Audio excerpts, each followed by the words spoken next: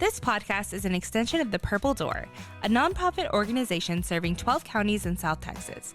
Our mission is to empower the community and those affected by domestic violence and sexual assault to transition to a safe and healthy environment. Disclaimer: this podcast discusses topics sensitive in nature. Listener and viewer discretion is advised. Hello and welcome back to the Beyond the Door podcast. I am Shelby Ledesma, your host, and we are talking about some interesting ideas today. I am joined by two special guests. Hi, my name is Kellie Addison. I'm Deputy Director with the Purple Door. I have worked for the agency for the past 17 years, overseeing a variety of services that we provide to survivors of domestic and sexual violence, our education programs, counseling programs, sexual assault services, and residential program. Great. Thanks, Kellie. Hi, I'm Erika, and I am the non-residential services manager here at the Purple Door. I'm going on my second month here. Woo! I was here previously in another role, but now I am here overseeing our non-residential advocates who work with our survivors, not only in Corpus Christi, but our 12 surrounding counties, and overseeing two educators that do community education and awareness in our 12 counties as well. Wonderful. Well, thank you, Kellie. Thank you, Erika, for being here today. So today we're going to talk about something related to victims of violence. Of course, as you all know, the Purple Door services victims of domestic and sexual violence. So that is what we are pertaining to. But we are going to discuss survivors of violence and what success looks like. And you're going to hear us use the word the perfect victim. We're going to explain that a little bit more as we get started. As a reminder, these are all opinions and perspectives of ours working in the movement. Some of these issues may pertain to something that you can relate to, but again, this is just our take on it. So let's jump into it. All right, Kellie and Erika, as we kind of get into today, my first question for you is, why did you join this movement? Oh, dun dun. All right, I'll go first. Initially, when I got into working in social services, I definitely wanted to find a way to partner a career with giving back to those in need and really thinking about what servant leadership means and how I could use skills that I had, interests that I have to be able to partner that. Initially, to be honest, when I came to the agency, I was doing fundraising, grant writing, event planning, community relations type activities. And so it felt like, well, this is a movement. This is a topic. This is an issue that is close to my heart. It makes a lot of sense. It felt really great. Now I cannot imagine being in anything else. I feel like staying in this movement and continuing to provide a voice, resources, connections for people in need. If not me, then who? So if we look at how intimate partner violence and how sexual violence impacts our communities, I also want to live in a community where we don't tolerate violence, where we stand up, we hold offenders accountable, we provide support for survivors, and we ensure that we can look at preventing violence for future. So that's kind of, in a nutshell, how that works for me. Yeah, love it. Love it. How about you, Erika? Let's see. I started right out of college and I jumped in to work with Child Protective Services. Okay. And I think getting introduced into that real world experience, working with the clients there, survivors of domestic violence, survivors of sexual assault, children who had survived these atrocities, who had witnessed it in their homes, it sprung sort of an idea that this is the right thing to do. And I know that prior to getting into direct services and prior to having an education, I had already felt very strongly and fiercely about these principles before I knew they had a name. You know, sticking up for my friends when, I was bartending, going to school, sticking up for my coworkers when I perceived an injustice against them, where I felt like they were being treated badly because of their gender or because of their sexual orientation. And so just kind of stepping into I guess that protective piece for me. And so as I got through CPS years, which was a lot of years, I felt it was the right thing to do. And so I continued that on actually here with the Purple Door back when it was the Women's Shelter of South Texas. And I've been very passionate about the movement ever since then too. Oh, wonderful. Well, I know both of you are just a well of knowledge, and I kind of want to know what keeps you motivated. I mean, we all understand that this is heavy, right? Domestic and sexual violence, this topic, what we do, it's so necessary, but it's intense, right? So what keeps you motivated to continue your work or adjust your work or do those kinds of things? I think it's really kind of playing on what Erika said, being able to talk about these things, being able to bring these things forward. And when I say these things, I mean the topics, right? When we talk about abuse, when we talk about the different forms of power and control and the patterns that we see in our daily lives, this is something that affects so many of us, whether we've experienced it ourselves directly, it's been happened to a friend, a coworker, a family member. This is something that impacts all of us, and it impacts people for such a long time. So in the time that I've been working in this movement, I have seen the changes in people feeling like they have a voice, in people feeling and understanding that what they've gone through was abuse, what they've gone through was power and control, that this isn't something that they asked to happen to them. This isn't something that they chose specifically for themselves. This is something that was perpetrated against them.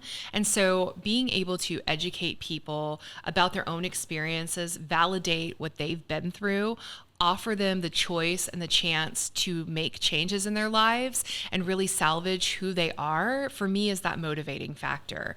And so really seeing someone feel empowered to understand what they've been through, understand where this came from, understand that it's not their fault, seeing that simple change, seeing our community come forward and say, we will not stand for this, we will not tolerate this, across our nation, even international changes, is one of the things that motivates me. Oh, that's great. Yeah. Understanding, you mentioned that a few times, and absolutely agree. That is incredibly important, right? Just to really understand, because the way things look isn't always how they are. Absolutely. Erika, how about you? Yeah. Well, my friends joke, because I'm a Libra, and they're like, okay, the Libra scales, you're always about justice and injustice. And I think, even though it starts as kind of like a cute joke, it is kind of at the center of my being with staying motivated in this movement. I feel an injustice, I see an injustice, and I want to get involved. And I want to be at least offer my voice when someone doesn't have a voice, offer my strength if maybe someone doesn't have the strength.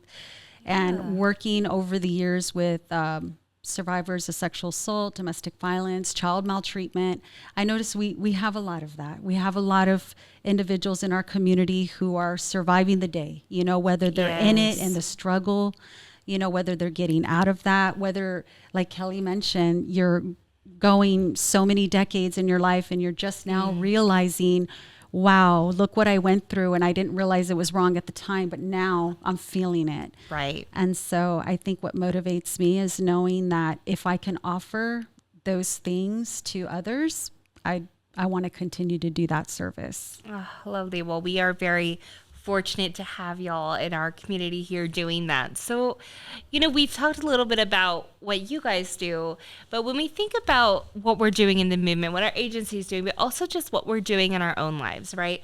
We talk about the term advocate. And now this term can maybe sound a little scary if you're not 100% sure, or like, I don't have a certificate that says advocate or whatever that may be, right?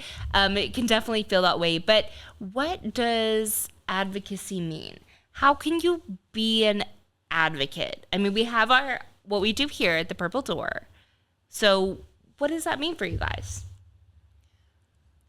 Go first? Okay. Yeah. So I think when we think advocacy, that definitely can be a term that we internally use. No one calls up our hotline and says, I need an advocate, I need case management, I need someone, I think I need help.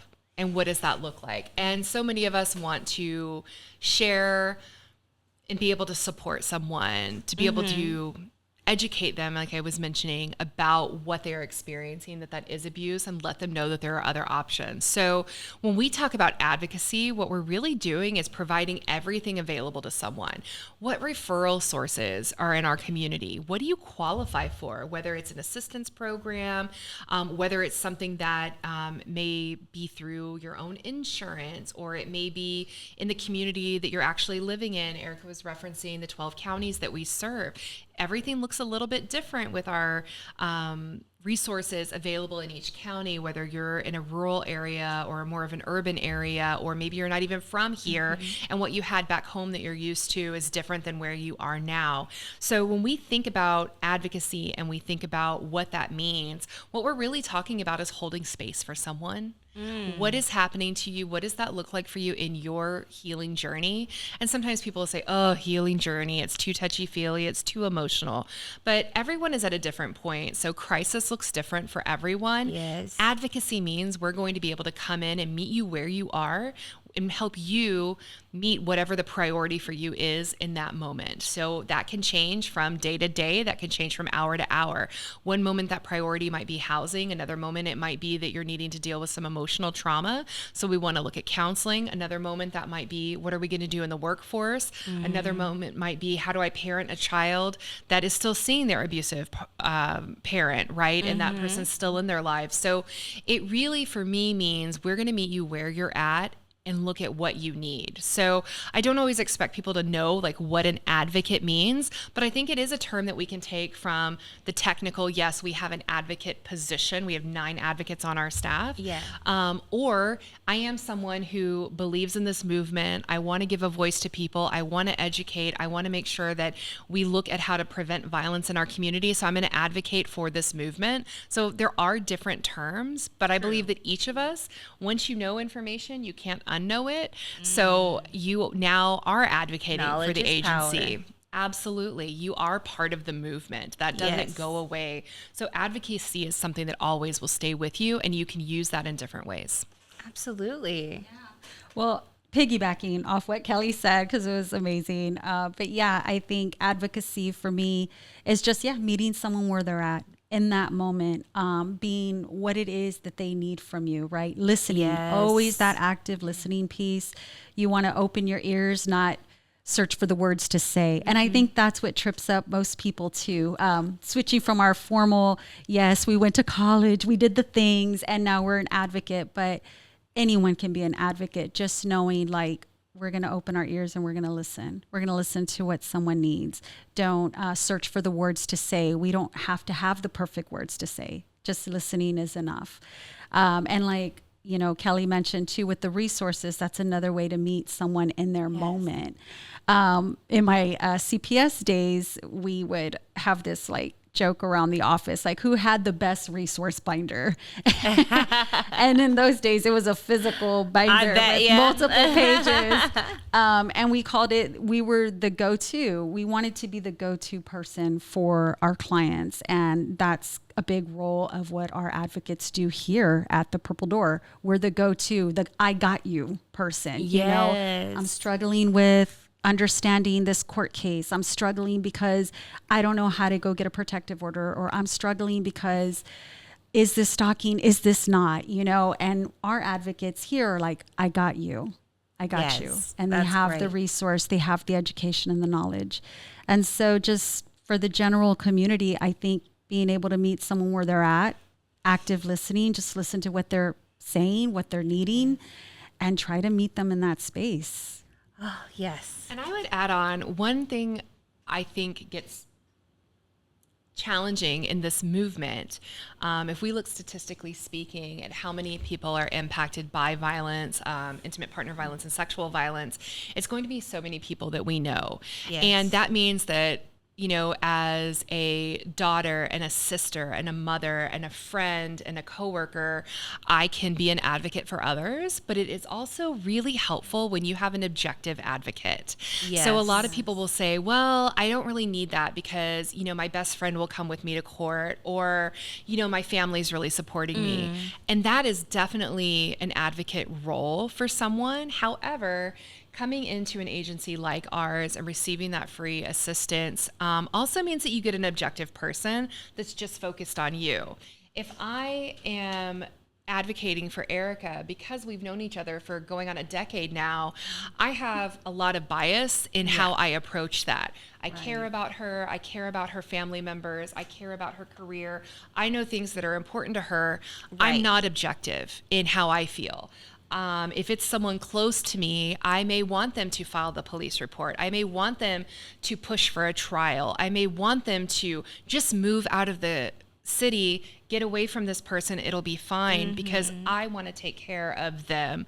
I want to protect. I want to fix. I say a lot that I want to put people in bubbles and protect them, right? And take them home with me. And the reality is that advocacy is necessary, but sometimes it can be so important to have someone who's objective, that's really listening to what your needs are that day. If my mom would probably tell you that my safety is the most important thing for me. Whereas objectively, I may say, hey, I just want to try to keep things as normal as possible for my children, right? Yeah, I don't want to have to leave the job that I have built, the career that I've built. I don't want to leave my community. I don't want to have to do those things. But someone close to me may say, yeah, but for your safety, you've got to go. And if someone objectively can come in and help show you some other options, can give you that feedback and validation that you need, that's where another piece of advocacy can be really important. And it can be great to reach out to someone outside of your circle of support. And that's what our advocates are able to do so many times, just being able to hold that space for someone and let that guard down, let that mask down when they're trying to be strong for their support circle. So that's another side of it. Absolutely. I think advocacy, whether it's in the formal sense or the personal sense of, friends and family and things like that, the support and the listening and, something we talk about here and we do in some of our trainings is that we're talking about what do you need today? Because that big picture, you need to move away and you need to start a new life over here. Like, yeah, maybe eventually, right? But saying we have to solve that issue today is not attainable. That's overwhelming for anybody. And so, but what can I do today as your friend to sit here and say, okay, today you need to submit this document and we're going to get there. Or we're going to do this one thing, right? And taking it piece by piece, but then also just really listening. But it's hard to be unbiased or objective when it's that person you care about, but really trying to listen to what they want to do. And that's something we talk about a lot in the work that we do. But that kind of brings me to the thought of that wanting to fix, but then also whether we as people realize it or not, we have a lot of this idea of the perfect victim. And I know you both know what I mean when I say that. Maybe not everybody does, and let's talk about it. But when I say the perfect victim, what do you think of? What if I say who's the perfect victim? What do you think? Every time I've gotten that question over the years, I immediately go to Farrah Fawcett in The Burning Bed. And, great actress, and she's from Corpus Christi, so it's really awesome. Shout out there. Shout out. But I immediately go to that image, the timid, broken down, very scared all the time, just being pummeled, no chance to get up, no chance to slightly or even be perceived to be defending themselves. A great mother, taking care of her kids, etc. So I immediately go there most times, and I look at it and I'm like, that is way off base. Great movie, right? Yeah. Lifetime Presents, great movie. Love a Lifetime. Very way off base. Gotcha. And one of the things I would say to counter that, which would raise a little eyebrows, but I will explain, is like, well, in my work have never met a victim of domestic violence. And people are like, what? Oh my God. And I'd be like, well, no, because they don't see themselves that way. They really don't. Most of them are like, okay. Yeah. They're like, I'm not a victim. I'm a fighter. Like, many times we're like, I did this. I did that. I fought back. I survived it. or if I'm going Okay. home, I'm fighting that, I'm sticking up for myself. And so I think a lot of times that message does get lost because I think the general community probably goes more toward that scene of the timid, the I'm one always not, thinking of like an SVU episode, like a Yeah. Law and Order SVU, where it's like this, and then the neighbor helped her, and then she went to a shelter, and then she was crying in bed for 3 weeks, and then she was so grateful, and everything turned out really great in the end. yeah. Yeah. What do you think, Kelly? Agreed. And I would say, in my experience, the one thing that stands out to me is this violence affects everyone. It does not discriminate based on your socioeconomic level. It doesn't matter how much education you've had. It doesn't matter what race you are, what age you are, how you grew up, what things that you might have done.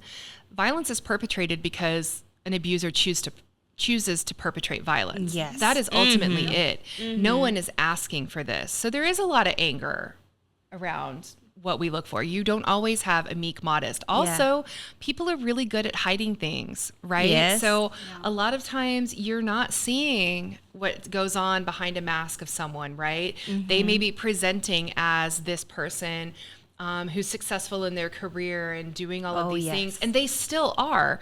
But two things can be true, right? That they also may be power and control issues that are going on. And it's also not bad that the person still loves the person that's abusing them, that they believe that that person was going to love them and honor them and cherish them, or whatever the vows and promises that were said. They believed that they were going to have this future with someone, a family with someone, this ideal lifestyle with someone, and that person still shows them those good things. And so it can be very complicated. So when you see that there's confusion, you see that someone's not ready to just up and leave and uproot their entire life, there's a lot more to it. And also it is that pattern of breaking someone down through the power and control that happens. And so who that person was when that relationship started versus where they are now can look really different. And you're right, Erika, no one calls our hotline. No one comes into our office and says, I was beaten. I was sexually assaulted. I'm a victim. I've been abused. Please help me. It's, I was told I needed to call you. I think I need counseling. I'm not sure what to do legally. What are my rights? I don't really know. I was told that y'all could help. And I think that's a bigger piece of it, is that we are helpers and not fixers. Oh, yes. So when we think about advocacy and what that looks like, is that person, that survivor knows what's best for them. That's right. That's right. And even someone who's been fighting back, or maybe someone who's made the decision that their way of navigating that abuse is to make it through the day. They're going to protect their child. They're going to just try to keep things going to minimize the level of abuse. That is also fighting back. They are resisting in their own way. Yes. And so when we see those things, it doesn't look, it's not cookie cutter. It's not always physical violence. The emotional violence, the spiritual, the religious, the financial abuse, the coercive control, all of these things come into play. So it doesn't look the same for everything. So you can't say, oh, this is a perfect victim. And the reality is, people don't want to come for our services. They don't want to have to come forward because they don't want to have had anyone perpetrate abuse against them. Right. They prefer the alternative. Absolutely. Yeah. They don't want to be here. Well, speaking on the kind of going into that, you mentioned anger a little bit earlier. And I want to explore that a little bit more because it actually comes up quite a lot. But it's something that is really jarring, I think, for people in general, like the anger component that survivors feel. Right. Well, I think it's valid. I think it is valid. I mean, me personally being an anger baseline type of person already, I feel it it's a very valid feeling to be angry. And I think one of the tactics of control used by offenders is typically because a lot of people will say, well, he has anger problems too. But it's like, no, he doesn't have, or she doesn't have an anger themselves. They have a problem with their partner's anger. And that's the big issue there. But it is a valid response to systematic control, being controlled 100% of your day. Yes. People are going to get naturally angry. Think about it. If someone was controlling who you got to speak to, who your friends were, just constantly like putting themselves between you and all the relationships that you have with your friends, with your family, you'd be pretty angry too. Well, and I think when we see our survivors getting, out of their current situation and speaking with us, and there is a lot of times that anger, and they are releasing that finally. Maybe now it's a safe space to finally show that emotion. Because anger, right, is typically one of those that like we don't want to deal with. Or like if you're sitting here next to me and you're angry, like everyone's uncomfortable and like I don't want you to be angry and like don't express those emotions, especially for women. Yeah. We know that's the truth, right? Women are not supposed to show their anger and because then they're crazy or they're whatever. There's lots of stigma words that I'm not going to say. But, things like that. And so we talk about that a lot too, that like, it's okay. That coming into our shelter or getting our services, a lot of times our survivors are not, oh, thank you so much. I'm so happy. Like, oh, they're pissed off. Yeah, no. And rightfully so, because it's been a rough time. Let's talk about this. What we do as a society is we put all of the focus on that survivor. Oh, yes. So the survivor needs to leave. The survivor needs to make a different responsibility choice. on them. The survivor needs to file for divorce or file for custody. The survivor needs to make sure that everything is okay for the kids. We don't always take a look back and go, hey, why is the perpetrator not asked to do those things? She doesn't want to have to leave her home. She doesn't want to uproot her entire life. She doesn't want to leave family and friends. But yet, while that may be the safest thing for her, there is a lot of feeling around that. There's a lot of grief and anger as a stage of grief is a big component of that, and the injustice, right? She needs to file the police report. She needs to be a cooperative witness. She needs to make sure that she's doing everything she can do to make sure he's held accountable. As a society, we should be taking that on and saying, wait, this isn't okay. Yes, why are we not stopping his behavior? Right? Why are we not coming at or her? Why are we not looking at the perpetrator of that violence and putting that responsibility there? We put all of the responsibility on the survivor. And that's what this movement looked like for a long time. Get her into a shelter and get her safe. Hide her away and keep her safe. And the reality is that person will continue to exert that power and control over someone until they're stopped from doing that. Right. And until we can equally hold abusers accountable in our society and ostracize them and make those things difficult for them. Yes. So her having to find the finances to relocate and to do all of these things. Or if I say, hey, Erika, you need to come into shelter right now. You can't go home. You can't get your clothes, your grandmother's ring, your children's birth certificates, maybe your favorite pair of shoes, your cat, right? You don't get to go do those things, but that's going to keep you safest. That is valid. But boy, am I going to be angry if I'm having to do all of those things. And he continues. And he gets to go home and live his life. And he keeps his job and all of those things. So, yeah, anger can be a big part of it. Yeah, there is an unfairness to that, right? It isn't fair in some of those ways. Not in every situation, but absolutely. And I think that's hard because as an advocate in like a family and friend role, you see that and it isn't fair. But then at the same time, it's like, well, that stuff doesn't matter. Right. Well, it's just material stuff. It's just whatever. Right.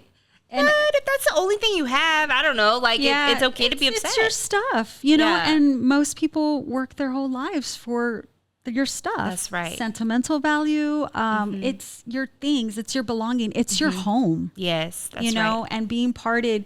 We did this exercise when I was at CPS. We had to take off a ring and leave it in an envelope so that we could feel what it was like to be separated.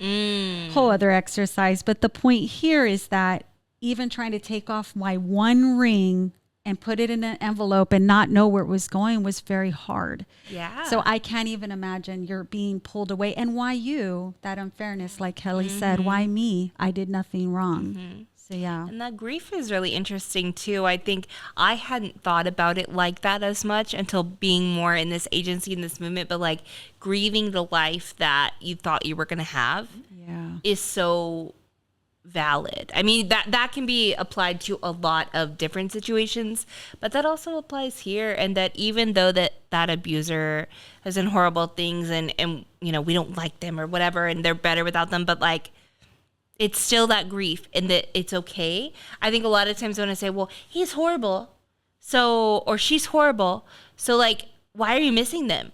It doesn't matter, right? You should be happy. Yes, and Very true. Yeah. I think that's especially as a supporter in a family or friend role, I think that's a hard one Yeah. to allow that space. Yeah. I worked with a lot of survivors who didn't want them to go to jail. They just wanted them to stop using the abuse. Yes. So true. Yeah, that was always the number one thing is like, I don't want to call the cops and him go to jail. I just want the abuse to stop. And that's it. Yeah. Yeah. And there has to be a level of respect for that, right? Or there needs to in some way. Yeah. Oh man. It's complicated. But so with that anger and grief and the idea that like there is no perfect victim, right? What would both of you define as like success? Can you define it? Well, What does it look like when we talk about success for a survivor? So I think for me, the biggest thing to remember in this is it's not about me. Okay, So yes. it's not about me as the advocate. Success is what works for that survivor. So there is this element when we say holding space, and a lot of people will hear that and go, oh, that, too touchy-feely. I'm not a therapist. That sounds, very nice and at peace, but like the reality is it's not about me. We want to see sustainable change for that person. So for me, it is what can be that long-term change, but it's what's good for that person. So I've had in my experience times when I've wanted that survivor to go to court and get on the stand and have the opportunity to say what's gone on and be able to go through with that criminal trial. But the reality is just being out of that relationship, just being out and under from that person's control might be the success that person's looking for. Yes. So that is a piece in this work that we have to take ourselves out of it. I think it's really where if we can be, as an advocate, more of the catalyst in the vehicle to help someone else make a change for themselves that they decide on, for me, that's the success piece. But that is harder because it isn't concrete. Yeah. yeah. And I agree with Kelly 100%. It's success is very subjective in this work. Absolutely. Most times survivors are kind of being backed into this corner of making two crappy choices. Yeah. And None one of of it's them is good, yeah. yeah, one of them's going to be the best route at that moment, and then another moment and then another moment. So it's very subjective, but I think, as Kelly mentioned, the thing to keep at the forefront is that it looks very different, and we need to take our own success or our own expectations or Yes. unrealistic realities of what success looks like in this work. It's not about me, it's about them. And if it was successful for them, even if it was just getting their clothes washed by themselves, Yes. that is a success, and we should celebrate that. Yeah, those little pieces I think are so important. I do think in this work, one thing that is different in advocating with our agency or within the movement in a professional sense versus being a friend or family member of someone who's experienced this, we don't always see what people would probably define as success. So it tends to be, in my experience, that someone may stop coming to counseling sessions. They're not needing to meet with their advocate once they've gone through with certain pieces of the legal process, or they've gone through different elements of maybe custody orders, or they've secured housing and things, right? People are coming back. People tend to leave us. And so we don't always get a lot of closure and knowledge about that. So it is the small things. Someone being able to take a shower, a sexual assault victim, being able to take a shower, right, on their own, being able to sleep through the night, being able to secure employment, that child being able to go and visit their other parent and come back and be safe in the home and feel safe with their, other parent.